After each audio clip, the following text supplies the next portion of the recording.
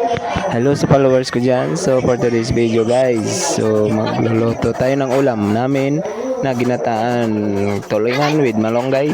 So yan na guys. Ang kakayod ako ng niyog dahil sangkap sa ginataan. Siyempre ginataan kailangan mo magkayo ng niyog. So yan na guys, binibilisan ko na para mabilis matapos. At pagkatapos ko magkayod ng niyog at may malunggay pa akong ilalagay, tatanggalan ko pa yan ng tangkay guys.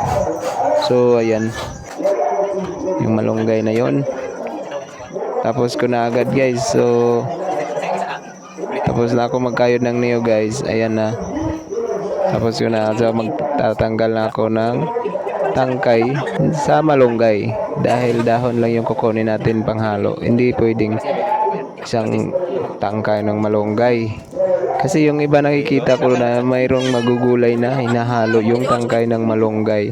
Buo talaga. So thank you for watching. That's it. Bye bye.